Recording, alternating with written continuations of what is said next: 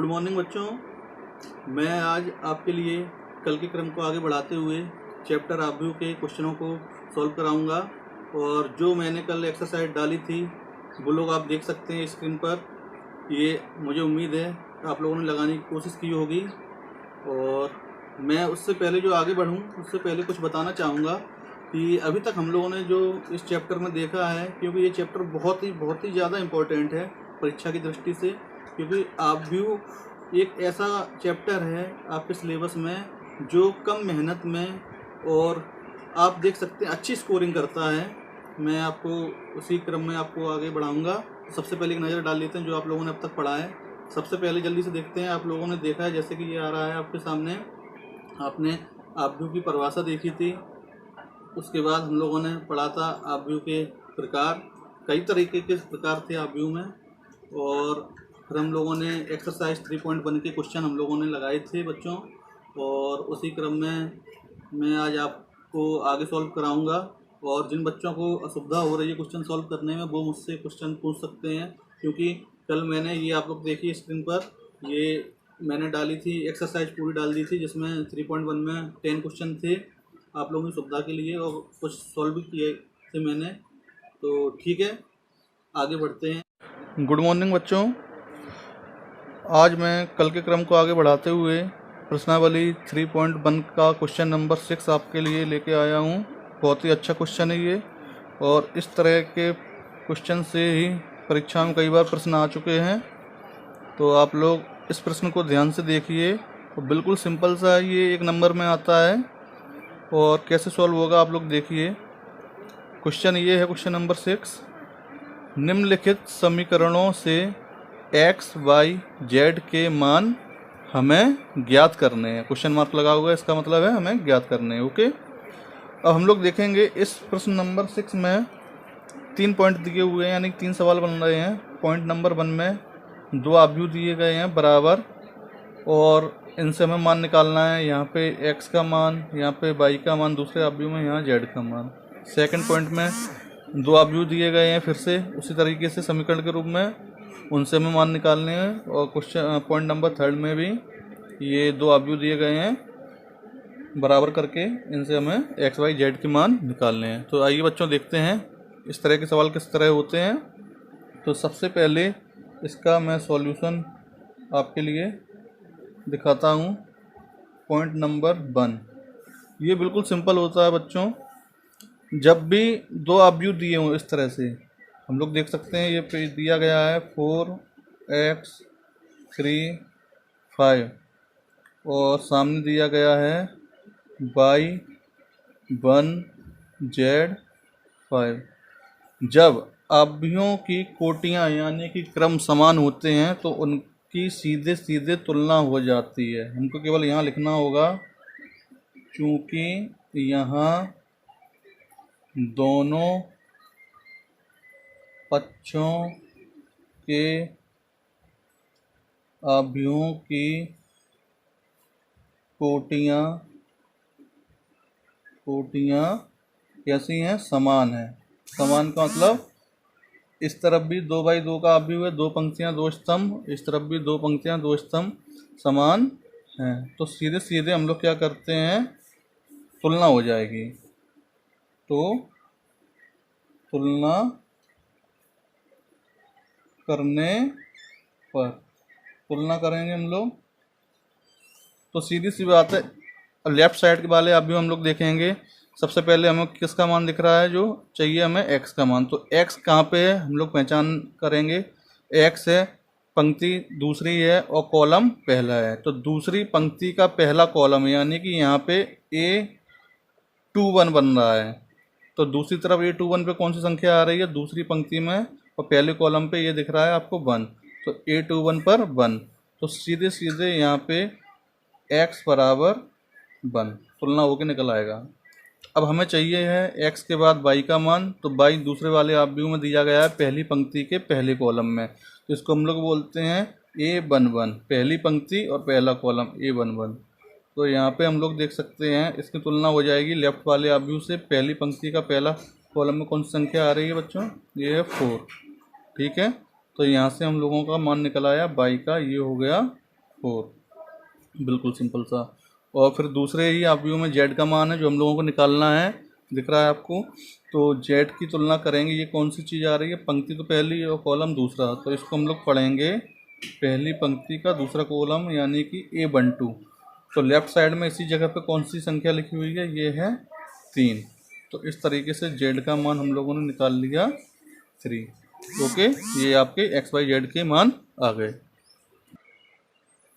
आइए बच्चों देखते हैं अब इसी तरह से हम लोग पॉइंट नंबर सेकंड को सॉल्व करेंगे। तो आप लोग देख सकते हैं पॉइंट नंबर सेकंड।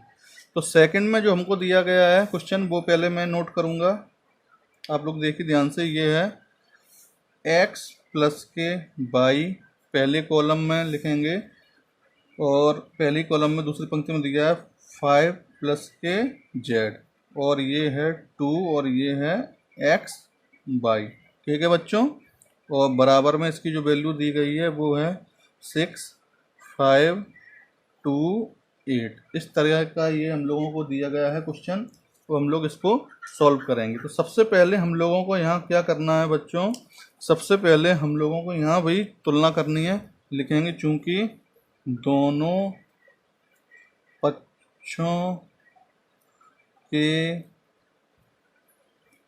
अवयवों की कोटियाँ बच्चों क्या हैं, कोटियाँ समान हैं, समान हैं। अतः इसलिए तुलना करने पर, जब कोटियाँ समान होती हैं दोनों पक्षों के अवयवों की, तो हम लोग तुलना कर सकते हैं बिल्कुल सिंपल तरीके से। तुलना करने पर ये लाइन आप लोगों को लिखनी अनिवार्य है। ठीक है, तो हम लोग देखेंगे यहाँ पे कुछ समीकरण बनेंगे बच्चों। तो यहाँ A11 की पोजीशन पर लेफ्ट साइड में x प्लस वाई आ रहा है, और A11 जो राइट साइड में आपको दिया गया वहाँ पे आ रहा है 6। तो x प्लस वाई का मान 6 आ गया। ये समीकरण नंबर हम लोगों का बन गया पहला। ठीक है बच्चों, इसी तरीके से हम लोग अगर चाहें तुलना करेंगे आगे 5 प्लस जेड जो लेफ्ट साइड में आपको दिया गया है। तो 5 प्लस जेड का मान जो आ रहा है आप लोग देख रहे हैं, वो राइट साइड वाले उस पोजीशन पर कौन सी संख्या है, वो है 5। इसको समीकरण नंबर मान लेंगे अगला। और एक चीज़ और हम लोगों को दिख रही है जिसकी भी ज़रूरत पड़ सकती है, पर हम लोग सेकंड समीकरण से बिल्कुल सिंपल जेड का मान यहाँ निकाल सकते हैं। पहले निकाल लेंगे और उसके बाद आगे बढ़ेंगे। तो जेड का मान जब हम लोग निकालेंगे तो सीधी सी बात है बच्चों, यहाँ पे हम लोग देखेंगे जेड बराबर के इसी सेकंड समीकरण से, तो 5 प्लस के जेड बराबर 5 था, तो जेड का मान निकालेंगे तो 5 तो है ही, और ये वाला 5 उधर जाके पक्षांतर करेंगे तो माइनस का हो जाएगा। तो प्लस के 5 माइनस के 5 कैंसिल हो जाएंगे, तो जेड का मान बच्चों आ जाएगा 0। ओके, अब हम लोग आगे बढ़ते हैं और तीसरी समीकरण के लिए हम लोग देखेंगे लेफ्ट वाले अवयव में एक्स वाई वाली पोजीशन में जो दिया गया है, यानी कि दूसरी पंक्ति का दूसरा कॉलम एक्स वाई है, तो राइट साइड वाले अवयव में दूसरी पंक्ति के दूसरे कॉलम में है 8। तो ये समीकरण नंबर हम लोगों की बन गई है 3rd। ठीक है, इस तरीके से हम लोगों ने ये 3 समीकरण बना लिए हैं। अब हम लोग इनको सॉल्व करेंगे। ठीक है, आइए देखते हैं। तो इसको मैं आगे बढ़ाता हूँ, तो आप लोग देखिए इसको कैसे सॉल्व करेंगे। तो जैसे कि मैं आपको दिखाना चाह रहा हूँ, यहाँ पे जो समीकरण नंबर 1 थी, तो यहाँ से x प्लस वाई बराबर बच्चों कितना था 6।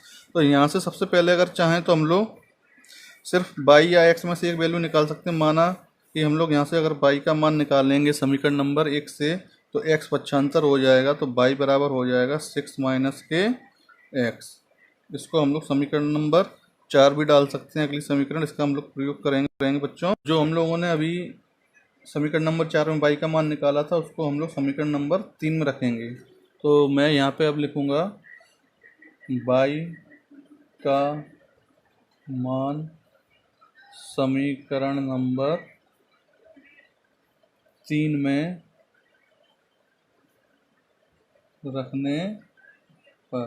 तो समीकरण नंबर 3 क्या थी वो मैं आपको लिख के दिखाता हूँ। x y बराबर के थे 8। तो अब हम लोगों ने y का जो मान निकाला वो आया था बच्चों, वो आया था 6 माइनस के x। तो y की जगह मैं क्या रखूँगा, x इंटू के y की जगह हो जाएगा 6 माइनस के x इक्वल टू 8। अब इसको हम लोग सॉल्व करेंगे। तो x का इस ब्रैकेट में अंदर गुणा करेंगे तो क्या हो जाएगा, ये हो जाएगा 6x माइनस के हो जाएगा, एक्स से एक्स का गुणा हो जाएगा, एक्स स्क्वायर बराबर के 8। अब मैं क्या करूँगा कि एक्स स्क्वायर माइनस के और 6x को पक्षांतर करके इस तरफ ले जाएंगे 8 की तरफ, तो बराबर रह जाएगा 0। तो ये क्या हो जाएगा, इनके चिन्ह बदल जाएंगे। तो एक्स स्क्वायर हो जाएगा बच्चों प्लस का, और 6x हो जाएगा माइनस का, और प्लस के तो 8x हैं ही, सिर्फ सॉरी 8 हैं ही, और बराबर कितना रह जाएगा 0। अब यहाँ पे देखते हैं, ये एक बन गई है द्विघात समीकरण। बच्चों ये क्या बन गई है, ये बन गई है द्विघात समीकरण। इसको हम लोग कैसे सॉल्व करते हैं, लास्ट वाली संख्या जो द्विघात का मतलब मैं आपको बताना चाहूँगा, आप लोग ज़रा ध्यान दीजिए। द्विघात समीकरण ये होती है ax स्क्वायर प्लस के bx प्लस के c बराबर 0। जब भी ये कंडीशन आती है तो हम लोग क्या करते हैं, इस a का गुणा करते हैं c में, और जो भी संख्या बनती है उसके हम लोग करते हैं गुणनखंड ऐसे कि जिसको जोड़ या घटाकर ये बीच वाली संख्या प्राप्त कर सकें। तो बिल्कुल यही चीज़ यहाँ पे आ रही है।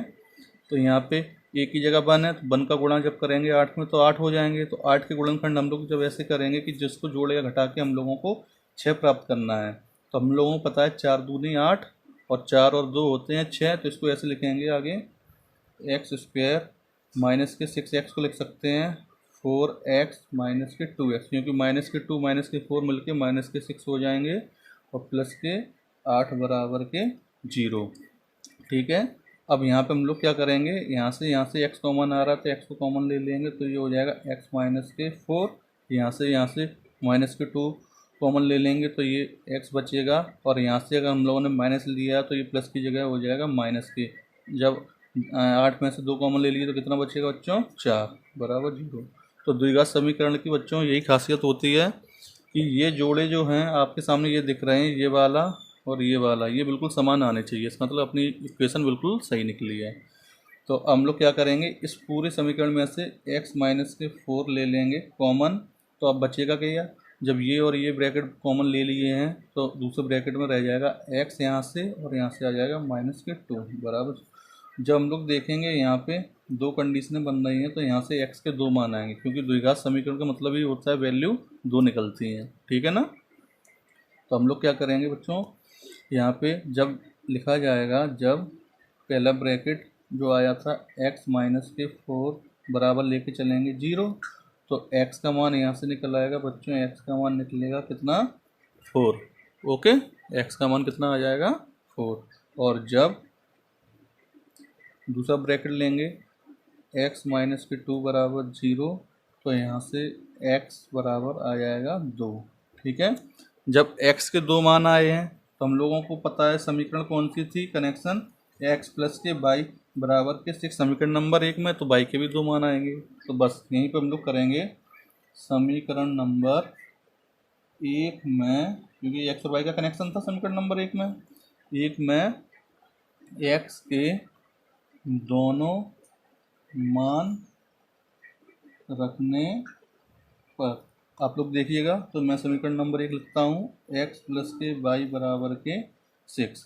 तो जब समीकरण नंबर 1 में x का पहला मान रखा, यानी कि x का कितना मान आया था 4, तो जब x बराबर 4 रखेंगे तो क्या हो जाएगा बच्चों, आप लोग देखिएगा, जब x बराबर के 4 रखेंगे तो यहाँ पे ये हो जाएगा x की जगह 4 और प्लस के y की जगह y बराबर के 6।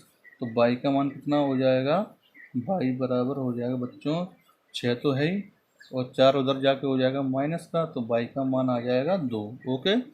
और जब इसी समीकरण नंबर 1 में x का दूसरा मान कौन सा निकला था, ये निकला था 2। तो जब इसको रखेंगे तो क्या हो जाएगा बच्चों, ये 2 प्लस के y बराबर के 6। तो ये हो जाएगा y का मान हम लोग निकालेंगे 6 माइनस के 2, तो ये आ जाएगा कितने 4, 6 में से 2 जाने पर। इस तरह से हम लोगों के तीनों x y z के मान आ गए। अतः x बराबर 2 या 4, इसी तरह से y बराबर भी 2 या 4, क्योंकि हम लोग देख पा रहे हैं x का मान जब 4 था तो y 2 निकला, और जब x मान 2 था तो y 4 निकला था। तो x और y के मान तो यही रहेंगे, और जबकि z का मान हम लोगों का जो निकला था स्टार्टिंग, वो आपने देखा था 0। ये x बाई z के मान, ये आपका आंसर। ठीक है, समझ में आया, अच्छे से आप लोग नोट करिए।